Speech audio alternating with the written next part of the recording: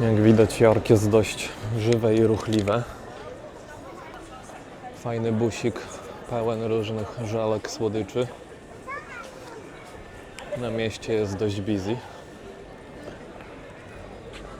I tak przy okazji powiem wam małą ciekawostkę. Pewnie pamiętacie taki film V jak Vendetta z tym takim zamaskowanym gościem, co taką tą maskę dzisiaj utożsamianą z ruchem Anonymous nosił. Chodzi konkretnie o ten tak zwany gunpowder plot, czyli spisek prochowy, próbę wysadzenia Izby Lordów gdzieś tam koło Westminster w Londynie. I było to dokonane, a raczej nie udało się to, bo po prostu zamach został udaremniony, a był on planowany przez człowieka imieniem Guy Fawkes. I ten właśnie Guy Fawkes pochodził z York. Tu się wychował, tutaj studiował, tu został ochrzczony. To taka jakby dodatkowa ciekawostka, bo jednak myślę, że to dość znana postać. I bądź co bądź, jakby nie patrzeć, jest w Anglii przecież święto 5 listopada. Tak? Dobrze mówię? 5 listopada, tak.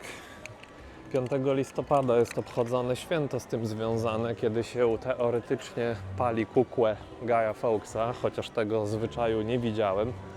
Bardziej widziałem, że palą tak zwane bonfire, czyli ogromne ogniska.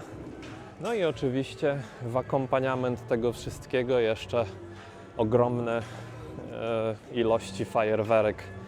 A oni mają w Anglii taki swój, nazwijmy to, nowy rok. Zawsze śmiechem, żartem sobie pod nosem myślę,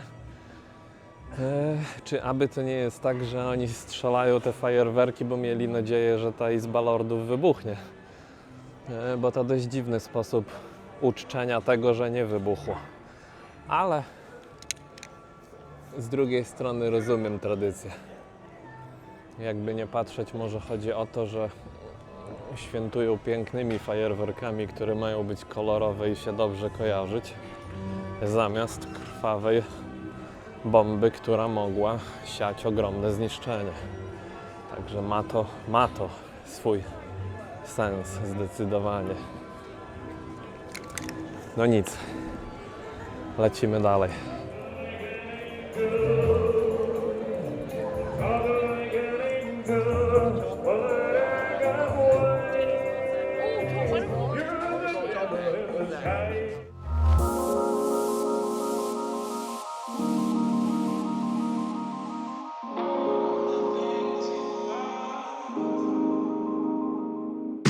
Kolejna mała ciekawostka, że York był ośrodkiem fotografii swego czasu i ten oto budynek tutaj, który dzisiaj jest jakimś pubem, to jest prawdopodobnie numer 34 Good Ramgate.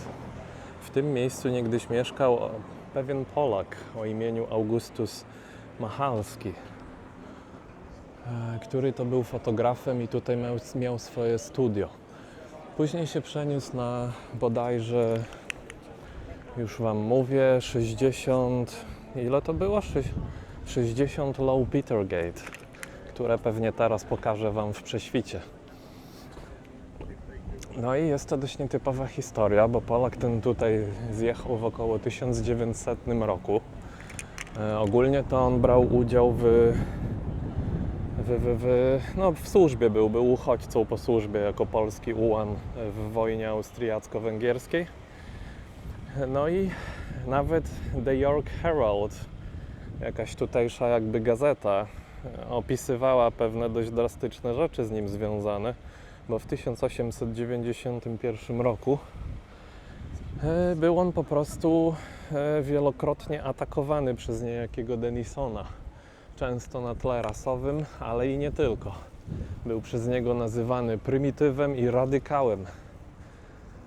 Tak też Augustus Machalski podobno podupadał na zdrowiu z tego powodu, bo troszeczkę był prześladowany.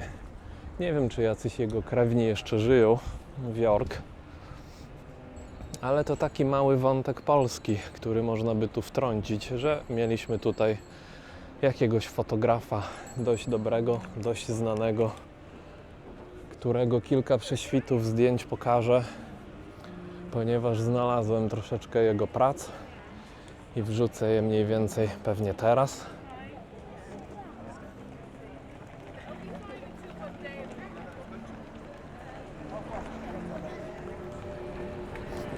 Także jak widać również ciekawy wątek jakiejś osoby naszego pochodzenia, która próbowała ułożyć sobie życie w tym kraju.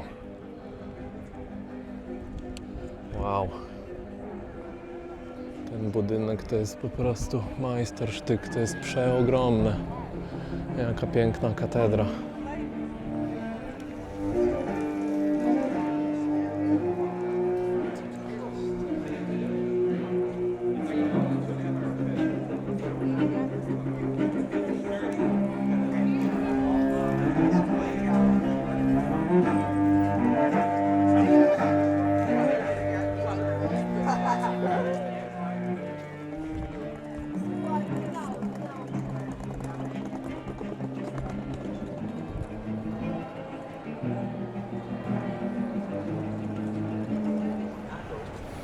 Tu też mamy ciekawą figurę.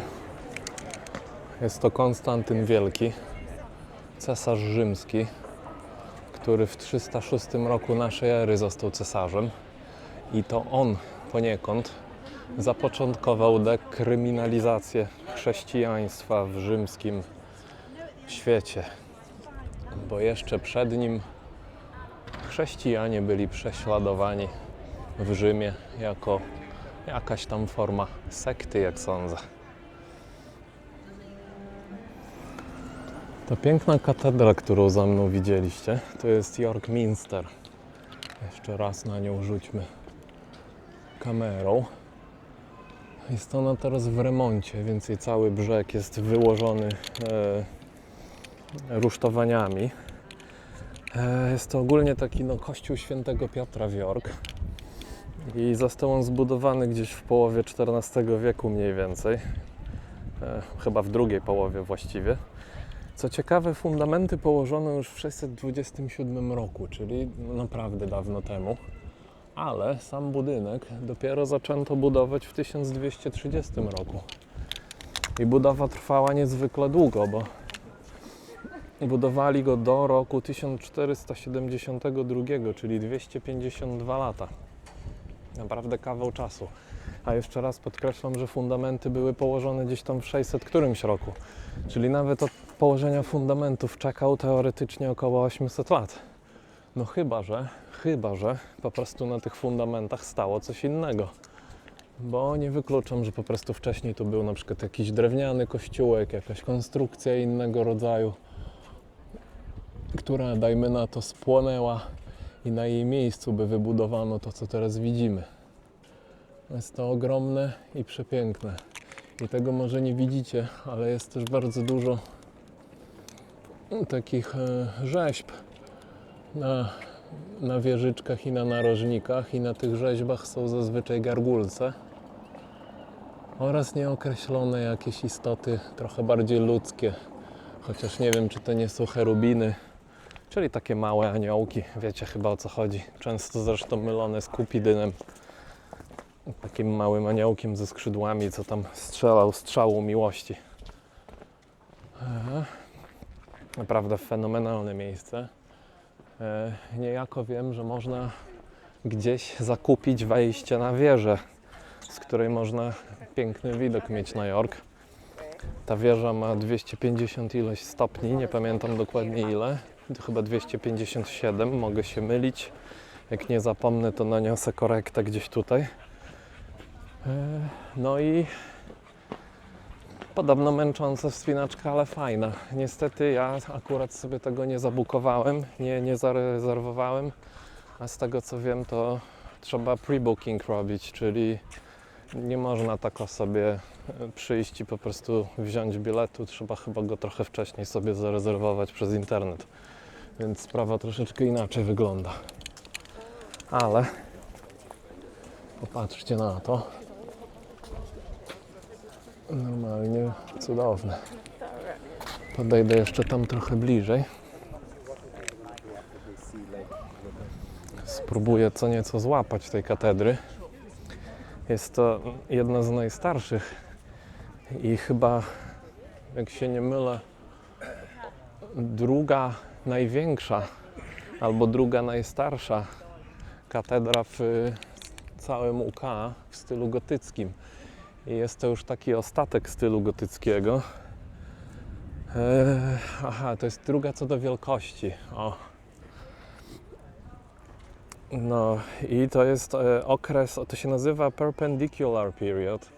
Nie do końca wiem, jak to przetłumaczyć na nasze, coś jak okres prostopadły, często porównywane do rectilinear style, czyli styl prostoliniowy. To może będzie miało dla kogoś większy sens. Jest to już tak u schyłku gotyku, czyli okres, kiedy już gotyk chyba odchodził trochę w zapomnienie i przestawano budować w tym stylu. Niestety moja kamera strasznie się prześwietla, kiedy kieruję ją do góry, więc ciężko mi uchwycić detale tego budynku. No ale walczę z tym. Może coś tam będzie widać na dużym ekranie. Ja mam gorsze wrażenia, bo ja patrzę na kamerce, na której ekran jest bardzo malutki i czasem ciężko stwierdzić, czy się dobrze nagrywa, czy nie. Ale robi naprawdę wrażenie. Lecimy dalej.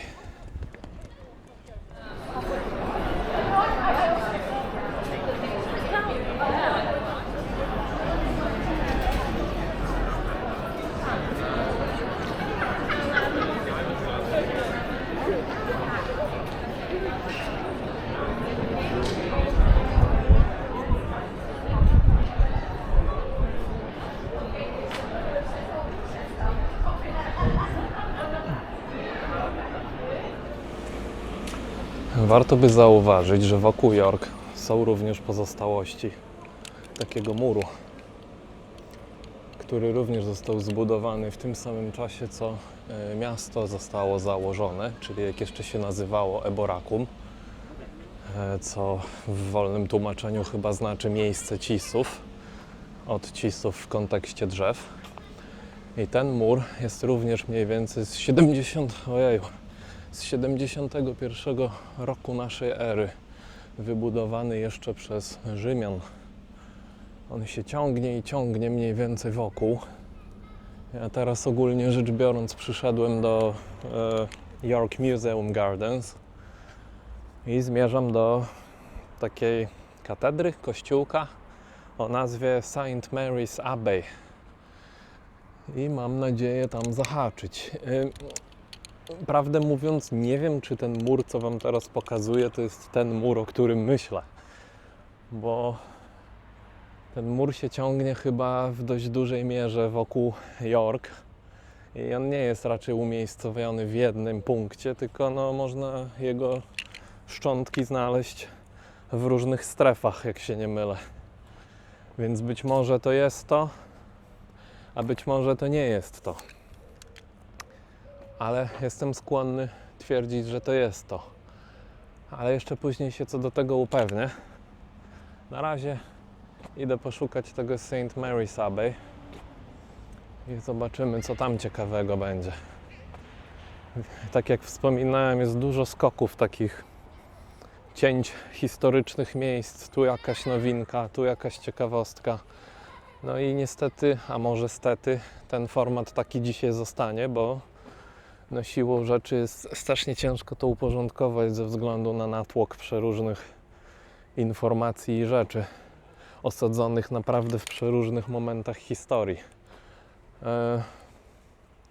Też kluczowe jest to, że dużo historii zostało już powiedziane przez prowadzącego w tym centrum Wikingów i z tego tytułu ja sporo informacji pomijam, bo po prostu przetłumaczę to, co on mówił i będzie można sobie z napisami to obejrzeć, bo nie widzę sensu powtarzać tych samych informacji, które on już właściwie zapodał. Także troszeczkę mnie wyręczył. Bardzo mu dziękuję. O. I tak właśnie doszliśmy do St. Mary's Abbey. Bo to, co przed nami się wyłania powolutku, to właśnie to, do czego zmierzałem. Także przytoczę Wam trochę informacji. Popatrzycie sobie na te St. Mary's Abbey, a ja Wam troszeczkę na ten temat powiem, ponieważ historia tego jest dość, no taka bym powiedział, w miarę interesująca. Opactwo Świętej Marii zostało ogólnie założone w 1155 roku, aczkolwiek za panowania króla Henryka VIII, gdzieś tak między 1485 a 1603, no jako że Henryk VIII, powiedzmy, że trochę miał dziwną przypadłość względem żon, no to chciał unieważnić swoje małżeństwo pierwsze z Katarzyną Aragońską. I to wywołało spór między nim a papieżem Klemensem VII, które doprowadziło do unieważnienia,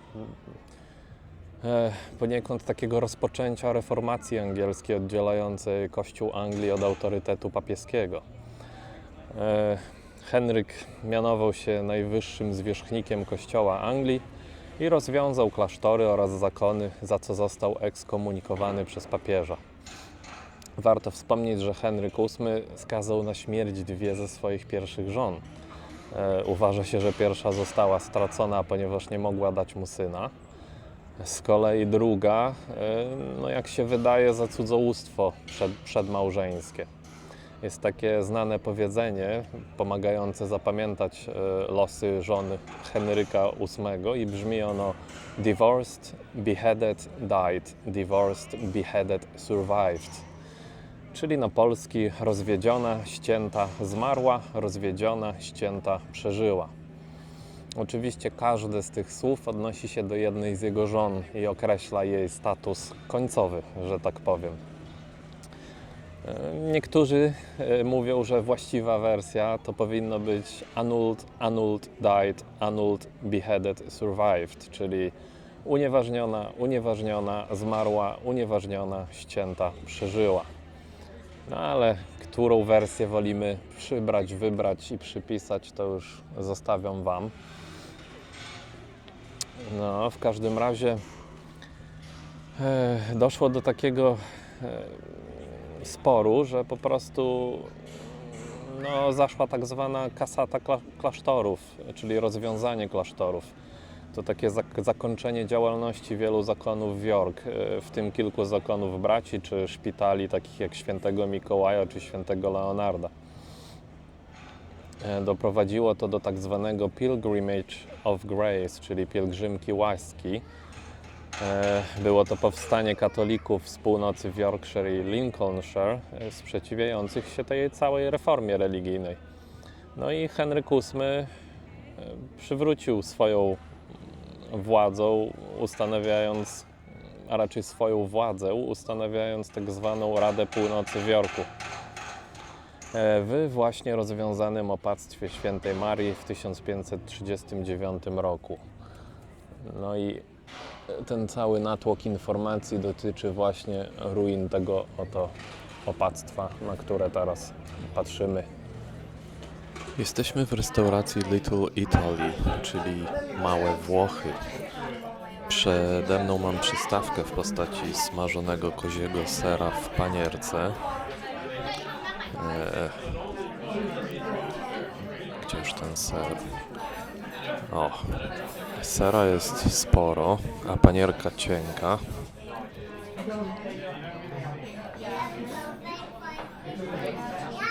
To z kolei jest cynamonowo-gruszkowe chutney.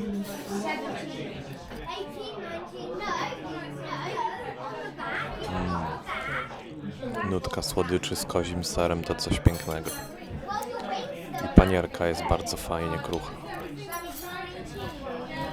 Pomimo, że jest cieniutka, to fajnie trzeszczy.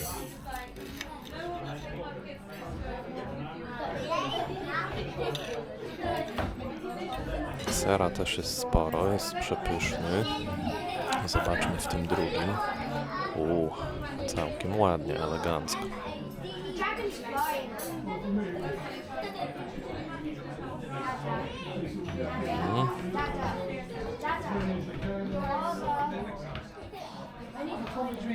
Ta Panierka nie dominuje, ser rozpływa się w ustach. Mogliby jednak dać trochę więcej tego chutney, bo mam wrażenie, że ta ilość starczy zaledwie do jednego z serów, a nie do dwóch.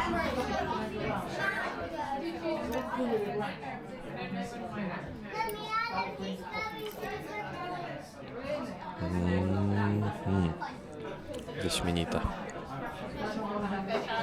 Jak widać, mamy też troszkę warzyw, jakiś ogórek, sałatka, jakieś mini pomidorki sałatkowe. Przed Wami meze manicze vegetariane, czyli rukola przysypana parmezanem, do tego dość ciekawy makaron.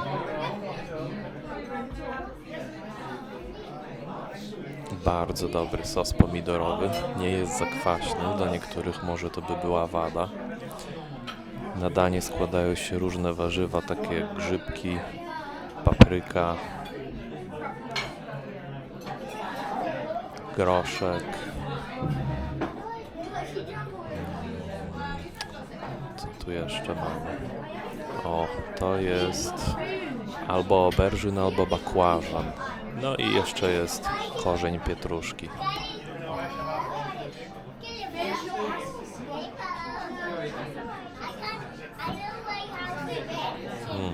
W swojej prostocie bardzo dobre danie. Chociaż nie jestem fanem takich makaronowych mieszanek, ale chciałem spróbować czegoś troszkę innego. Także smacznego.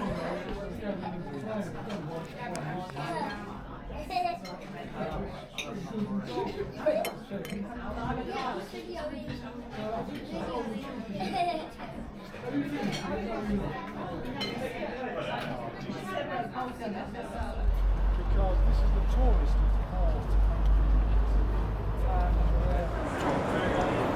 Bardzo ciekawe wejście na te mury. Tędy dojdę do jakiegoś Monk Bar, ale rzekomo również na City Wall. Okazuje się, że wejście na mur jest w innym miejscu, aczkolwiek to, co wcześniej pokazywałem, tak, to były te mury. To były te mury, tylko w tamtej strefie się nie dało po nich chodzić jeszcze, bo tam już one chyba były takie nie nadające się do marszu. A te, na które teraz wszedłem, to są do chodzenia, czysto turystyczne, pozwiedzać, zobaczyć. Także całkiem elegancko. Troszkę dużo ludzi tu jest, a są wąskie te mury.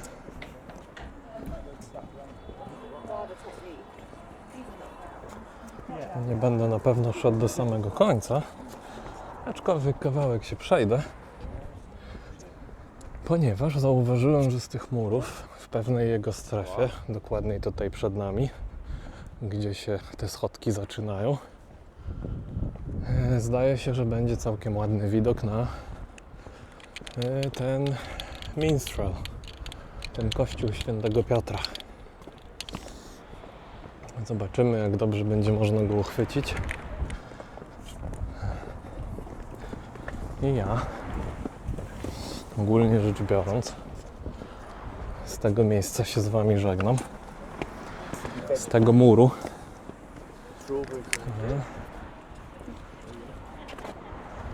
Gdyż myślę, że co mogłem, to już obszedłem. Ale to widok, o którym mówiłem.